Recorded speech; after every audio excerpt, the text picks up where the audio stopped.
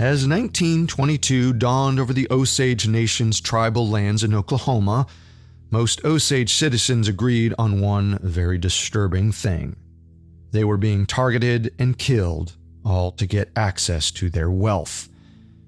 There had been too many deaths and disappearances for the Osage to believe otherwise. It seemed like every member of the tribe knew someone who'd vanished or died under suspicious circumstances. Molly Burkhart, now 35 years old, knew at least 3. Her sister Minnie was the first to die after a mysterious illness. Her other sister Anna was murdered with a single gunshot. Their mother Lizzie died after experiencing the same symptoms as Minnie. Now Molly was starting to feel sick herself. As a diabetic, occasional periods of poor health were normal for her, but these new symptoms were different. Not to mention, there were widespread rumors of poisonings on the reservation. Rumors Molly must have heard herself. Molly was an intelligent, educated woman, and she knew she had something in common with the Osage people who'd gone missing or died. They all owned head rights, shares of the tribe's communally owned mineral rights. As of 1922, each head right was worth about $220,000 a year in today's money. Molly had her own head rights, but as more members of her family passed, she inherited theirs too. By the 1920s, Molly and her sister Rita each had 3, equaling $630,000 per year in today's money. The sisters knew their wealth made them targets, but neither Molly nor Rita went to the local authorities for protection. That's because most Osage citizens rightfully believed the Oklahoma courts were on the killer's side. Local judges were the ones enforcing federal law by appointing white guardians to manage Osage money. That guardianship system was a major reason the Osage ended up in so much danger. And around the turn of the 20th century, a federal law required all Osage people without white ancestry to have a so-called guardian manage their money. These guardians frequently abused their power to steal their ward's assets. They could use all kinds of financial mechanisms to do this, but the quickest option was to kill their ward and inherit their fortune, either by marrying them or becoming their next of kin or by partnering with a corrupt lawyer. To give you a sense of how big this business was, there were 400 professional guardians and lawyers in the town of Pawhuska, the central Osage County town where Molly lived, which only had a population of a few hundred people, by the way. Now, we're mostly talking about the Osage Nation in this episode, but guardianship affected all indigenous tribes in Oklahoma. The guardianship system was unjust for so many reasons, but since the Osage couldn't spend a dime without their guardian's approval, it made it a lot harder to get themselves out of the situation. In 1922, Molly Burkhart was in this exact situation. Her husband, 30-year-old Ernest, served as her legal guardian. We don't know if Molly ever tried to move away from Pawhuska or Osage County, but if she did, Ernest surely nixed the plan. Not to mention, Molly had 3 children to think about. By 1922, the couple had a newborn named after Molly's late sister, Anna, a 1-year-old son nicknamed Cowboy, and a 4-year-old called Elizabeth. With most of her family now dead, Molly didn't have much of a support system outside of her sister Rita and Molly's first husband, Henry. So Molly also leaned on the local Catholic priest. But after her family members started dying, Ernest wouldn't let Molly go to church, which was odd, but Molly didn't question him. For a long time, Molly believed Ernest genuinely had her best interests at heart. He was kind and caring, watching over her and their kids. Because of Molly's diabetes, she was often tired and in pain. Ernest helped administer her insulin injections and watched the children when she was too sick. He even did his best to learn Molly's indigenous language, so she wouldn't have to speak English at home. So Molly wasn't wrong to think Ernest loved her and wanted to protect her. But the truth was, Ernest was playing the long game. Molly knew Ernest spent a lot of time with his uncle, William King Hale. After moving to Osage County in 1902, William had become one of the most powerful men in the region. By this point, Molly had probably heard rumors that William was targeting Osage people for their head rights. What Molly didn't know was that William was using Ernest as a pawn too. He had been ever since William moved to Oklahoma. William even chose Molly as Ernest's wife and ordered him to propose. At first, Ernest obeyed his uncle out of respect, but now their relationship was based mostly on fear, or so it seemed. Ernest knew William was capable of just about anything. And it wasn't just Ernest who was scared of William, it was everyone. Not only was he one of the richest men in town, he was incredibly well connected. He counted everyone from sheriffs and politicians to mobsters and bootleggers among his closest friends. Back in 1922, nobody would dare cross him. That is, nobody except for Bill Smith. Bill was married to Rita, Molly's last living sister. He'd been part of their family for a while. In fact, before getting together with Rita, he'd been married to Molly's other sister, Minnie. It's hard to tell if Bill was a villain or a hero in this story. Some people suspected him of killing Minnie, largely because of how quickly he married Rita after she died. Bill also had a business relationship with William King Hale, and even claimed to have lent William a large sum of money, which wasn't reflecting well on Bill either. But on the other hand, Bill seemed truly terrified of losing Rita, not to mention his own life. He moved his family from the country to the biggest city in Osage County, hoping they'd be safer with more people around. There, Bill told anyone who would listen that his former wife, Minnie, and his mother-in-law had been murdered. He spoke up at public meetings, demanding an investigation. In private, he told his friends that he believed William was involved.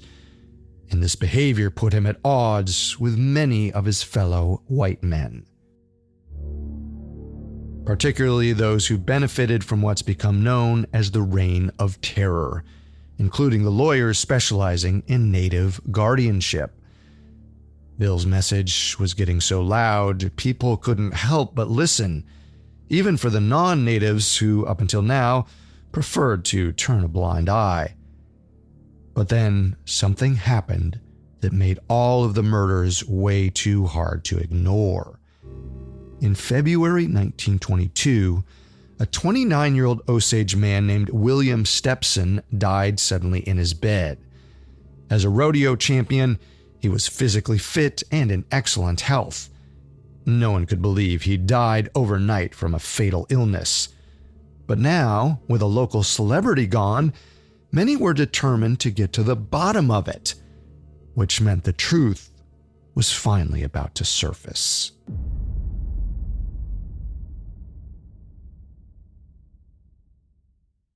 Hey everyone, it's Carter with an exciting update.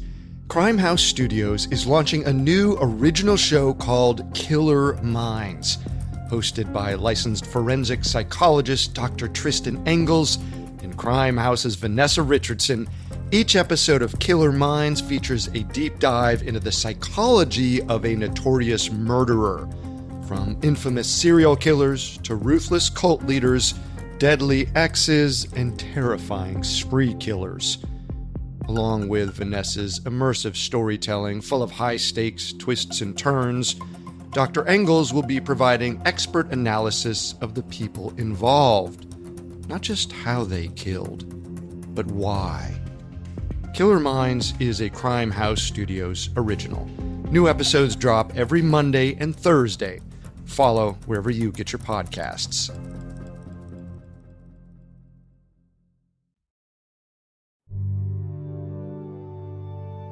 In February 1922, 29-year-old rodeo champion William Stepson was added to the long list of Osage headright holders who died under suspicious circumstances. After his death, a white man named Kelsey Morrison promptly married William's widow, putting himself in line to inherit the Stepson headrights. As was common with sudden, unexplained deaths of Native men, the old drank himself to death stereotype was brought forth, but this time it didn't hold up. Everyone knew William Stepson wasn't living with any alcohol-related illnesses, and because he was well known as a rodeo star, there was a lot of attention around his death, which was why demand actually led to an investigation being approved. In April 1922, Stepson's stomach was shipped to Oklahoma City for a coroner's inquest. His friends were certain that he died from strychnine poisoning, and no alcohol was found in Stepson's stomach. But the coroner didn't find poison either. However, Stepson had been dead for 2 months by then. Any traces of strychnine would have been long gone. It only takes 24 to 48 hours for the poison to disappear from the body. That didn't matter to the police, though. They declined to open a homicide investigation.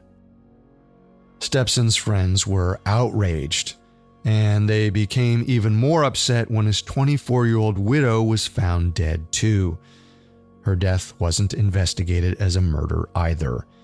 And Kelsey Morrison, the white man who'd married her, inherited both of their headrights. It was getting harder and harder for anyone with a conscience to look away. Even some of the people who profited from the guardianship system were getting concerned. But the Osage were in an impossible position. Many of the people benefiting from the murders had close connections to law enforcement. William King Hale was a deputy sheriff himself, and local judges had no reason to step in.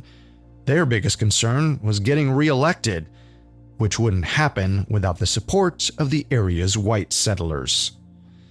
During election campaigns, these judges awarded their biggest donors by naming them as guardians for the wealthiest Osage people around. With the system rigged against them, the Osage had no idea where to turn for help. Bill Smith did have an idea, though. Disgusted with the authorities' failure to act, he hired a private detective from Tulsa. We don't know his name, but we can assume he did his job well, because soon, Bill stopped implying that William King Hale was involved and started saying so explicitly. He told people he had enough evidence to prove William had killed Bill's sister-in-law, Anna Brown.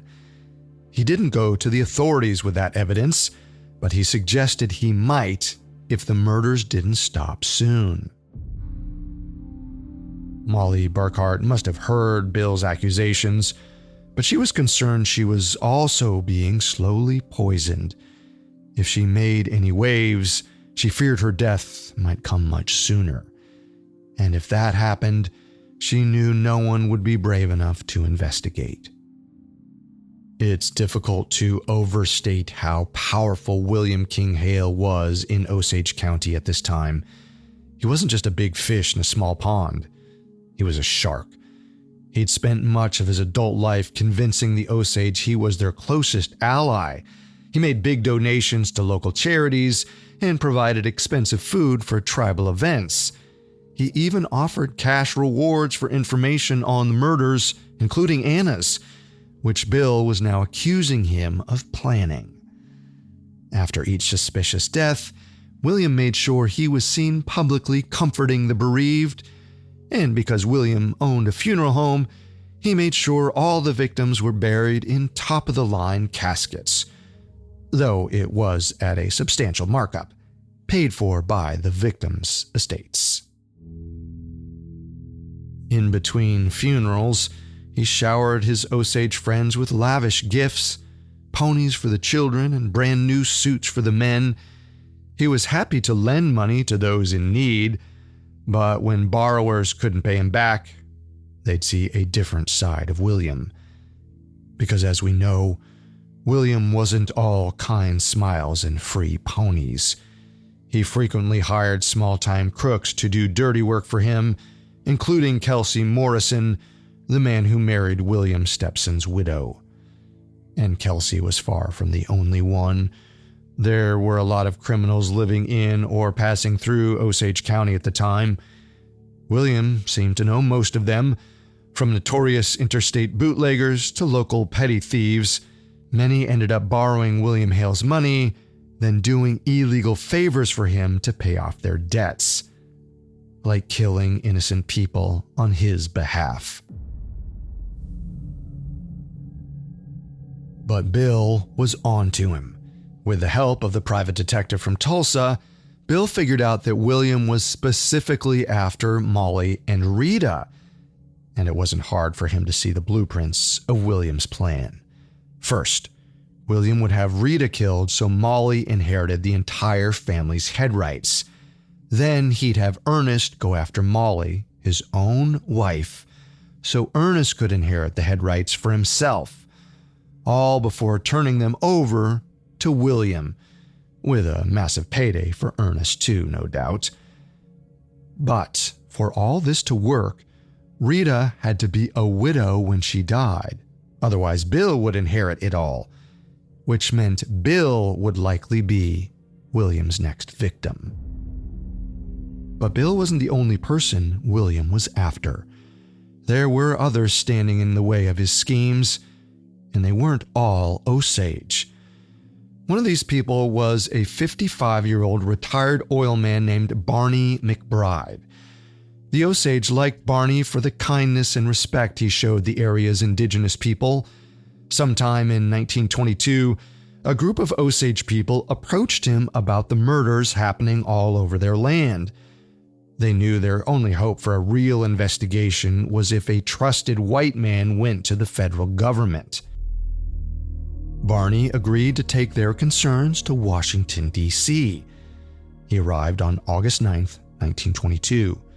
When he checked into his hotel, a telegram was waiting for him with two menacing words: "Be careful." And he took that advice seriously. When he went out that night at a place called the Elks Club, Barney took both his Bible and his gun, but neither protected him. As he left the club, a group of men attacked him on the capital's dark, empty streets. They threw a bag over Barney's head and beat him viciously, crushing his skull. His body was found the next morning. He'd been stripped naked save for his socks and shoes, and stabbed more than 20 times. Clearly, someone was trying to send a message. Barney's 17-year-old stepdaughter was beside herself with grief. She hired private detectives and offered a large reward, but Barney's murder was never officially solved. The case drew national headlines, including one in the Washington Post that read, "Conspiracy believed to kill rich Indians." Although it cost him his life, Barney's mission was a partial success. By becoming the most prominent white victim of the Reign of Terror, he drew an unprecedented level of attention to the Osage murders. But more lives would be claimed before federal authorities finally stepped in.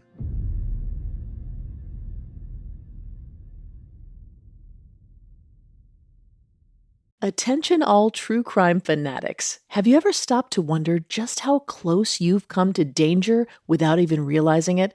Every single day, we encounter countless people on the street, in the grocery store, at the gym, never truly knowing who they are or what they're capable of.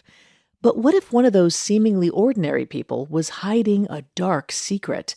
What if they had done something unthinkable or were planning to?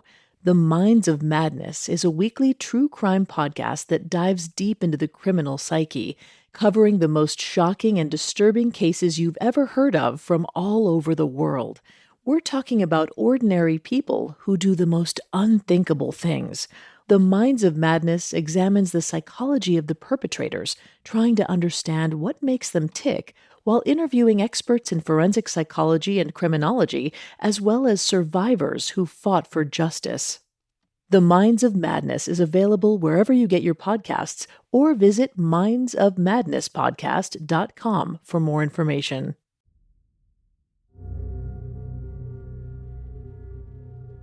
After 55-year-old Barney McBride was killed in August 1922, his murder drew national media attention to the reign of terror in Osage County. But the Osage people still weren't safe. In January 1923, tribe members Joe Greyhorse and Anna Sanford joined the long list of victims of Osage people killed for their head rights. It's not clear if William King Hale had anything to do with their deaths, but he certainly was involved with this next one. That January, 40-year-old Henry Roan, Molly Burkhart's first husband, wasn't doing well.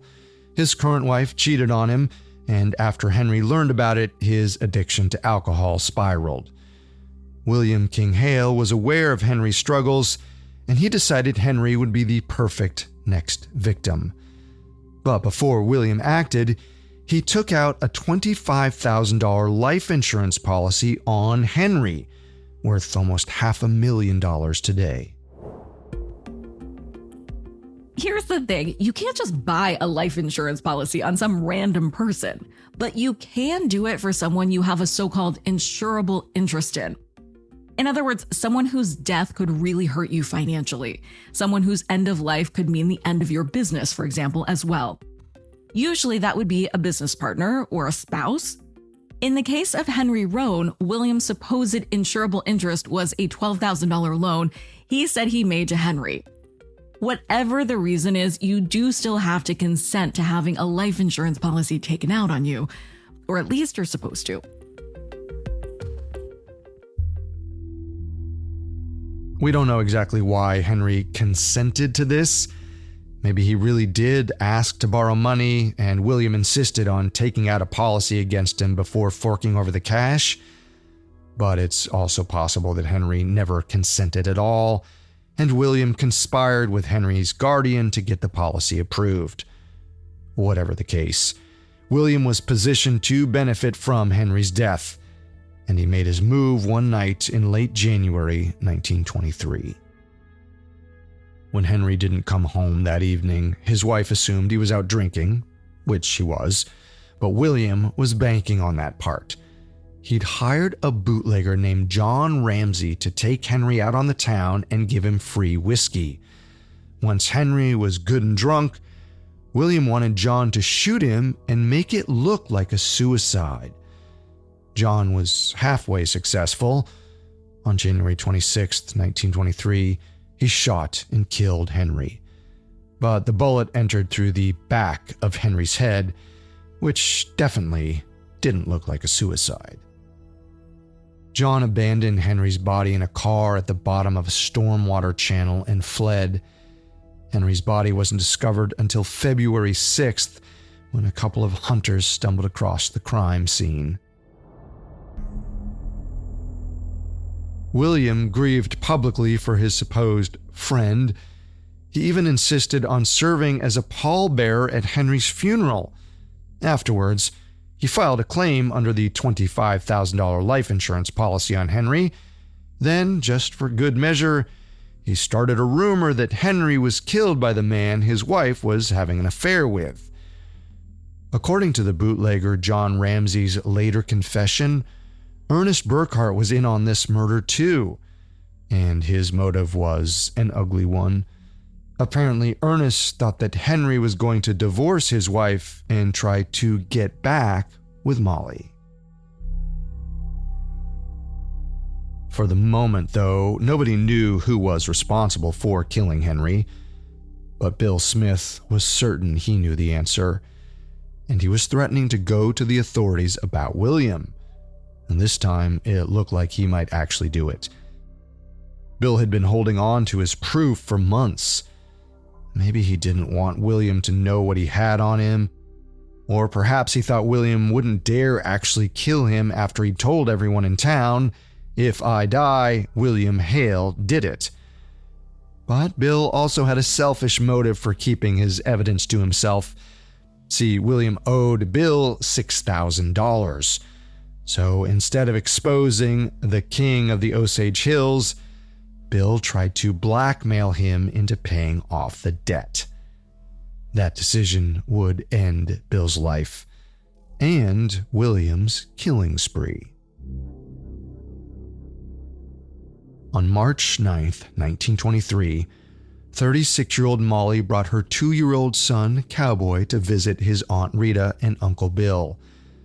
Molly had planned to stay the night, but when they arrived, she found Bill and Rita in a state of panic. Dogs in their neighborhood were being poisoned. Bill and Rita took this to mean the killer, aka William, was sending them a message. Cowboy's presence was a welcome distraction, but he had a terrible ear infection, so Molly decided her son was too sick for a sleepover. She made her apologies and took Cowboy to the doctor before heading home. At 3 a.m. the next morning, as Molly was asleep in her own bed, a 5-gallon keg of nitroglycerin exploded under Rita and Bill's house. The blast was so loud, it shook Molly and Ernest awake on the other side of town. Ernest knew right away what had happened. After all, he was in on the whole plan. He knew William had hired another lowlife, someone named Asa Kirby, to plant the bomb. And he knew Molly was supposed to be there when it went off. Rita was killed instantly, as was her teenage house servant. Bill survived the blast, although his injuries were so bad he succumbed to them 2 days later. But he lived long enough for the family's head rights to be out of William's reach. Half of Rita's estate went to her half-sister, Grace Bighorn. The rest went to Bill, and when he died from his injuries, his share of the head rights went to his daughter in Arkansas. With his dying breath, Bill told the authorities his only enemies were William King Hale and William's nephews, Byron and Ernest Burkhart. This was the last straw for Osage tribal leadership.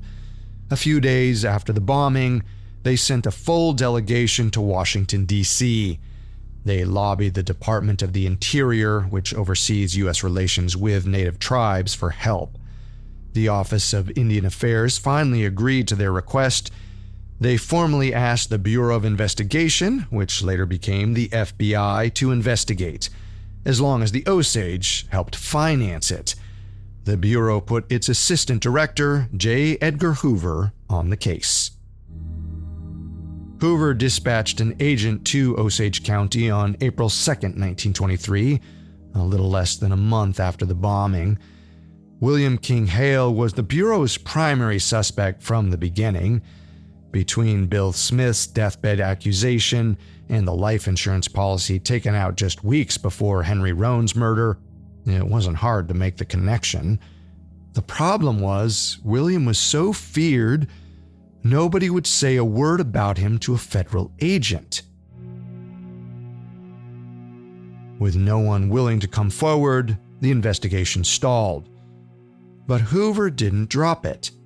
In late 1924, the FBI was created and Hoover was appointed as the Bureau's first director.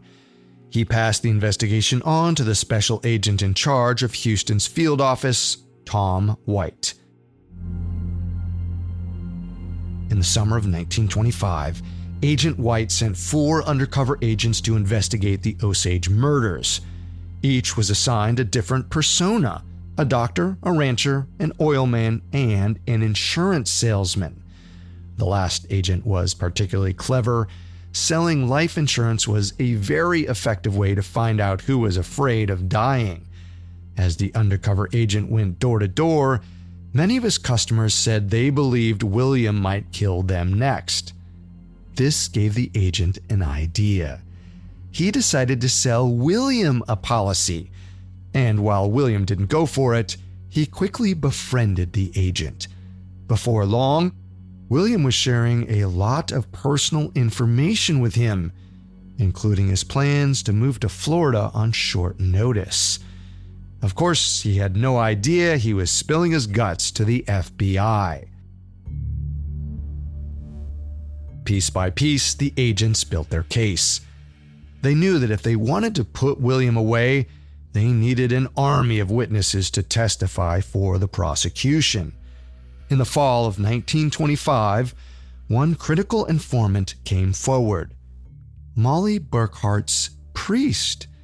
He told the Bureau that Ernest was keeping Molly from attending services, but she'd gotten a message to him.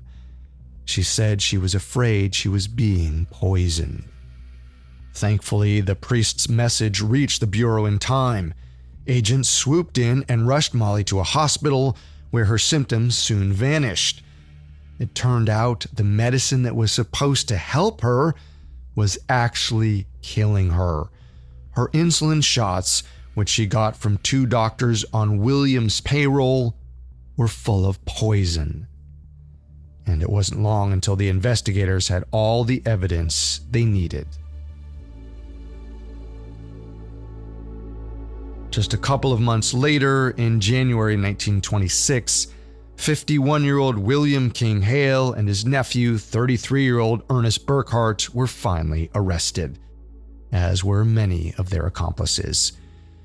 William and the bootlegger John Ramsey were convicted of murdering Henry Roan. Both got life sentences. Kelsey Morrison was convicted of killing Anna Brown on William's orders and also received a life sentence. Ernest's brother, Byron Burkhart, who participated in Anna's murder too, avoided jail by testifying for the prosecution.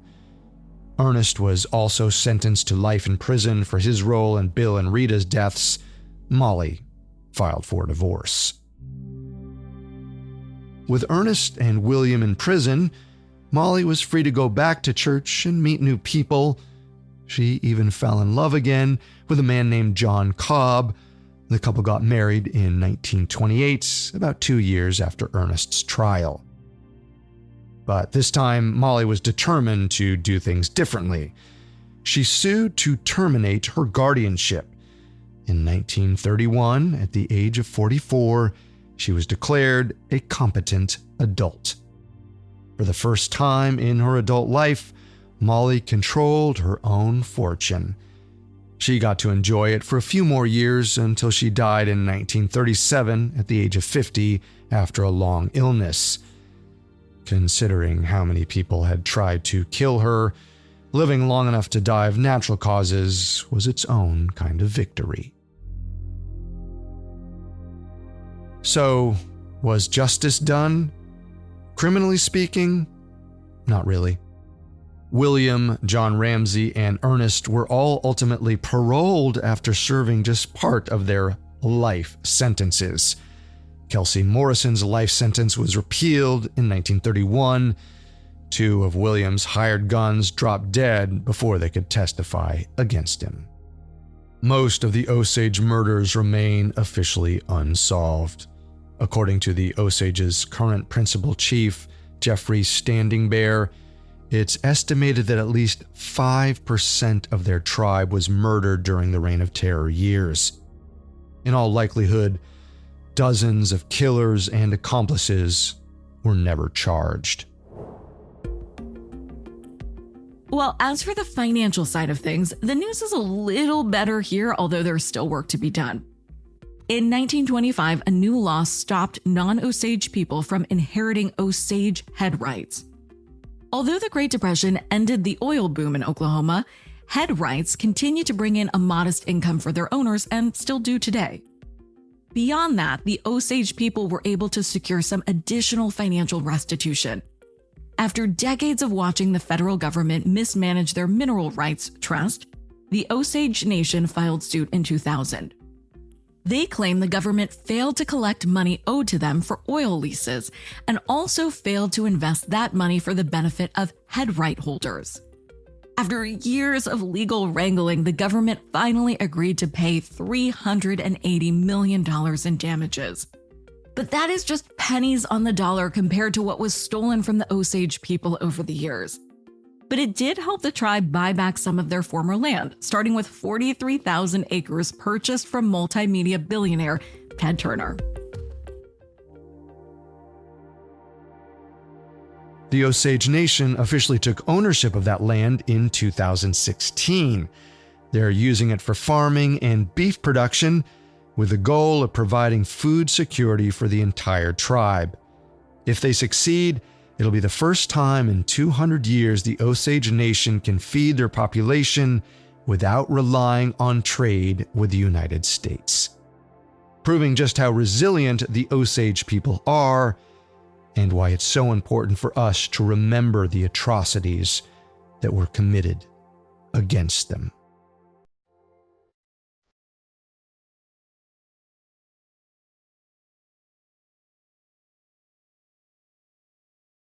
Thanks so much for listening. I'm Carter Roy, and this is Murder True Crime Stories. Come back next week for the story of a new murder and all the people it affected. And I'm Nicole Lapin. Every Thursday, you can tune into my show, Money Crimes, to hear about the world's most famous financial crimes and how to avoid becoming a victim yourself. Murder True Crime Stories is a Crime House original. Here at Crime House, we want to thank each and every one of you for your support. If you like what you heard today, reach out on social media at Crime House on TikTok and Instagram. Don't forget to rate, review, and follow Murder True Crime Stories wherever you get your podcasts. And to enhance your listening experience, subscribe to Crime House Plus on Apple Podcasts. You'll get every episode of Murder True Crime Stories ad-free, along with early access to each thrilling 2-part series and exciting bonus content. We'll be back next Tuesday. Murder True Crime Stories, a Crime House original, is executive produced by Max Cutler.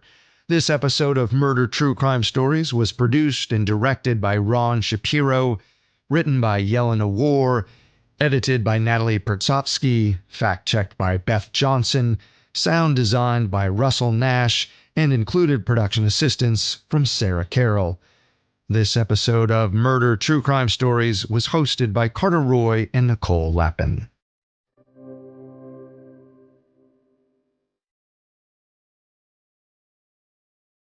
What drives a person to murder? Find out from a licensed forensic psychologist on Killer Minds, a Crime House original podcast. New episodes drop every Monday and Thursday. Follow wherever you get your podcasts.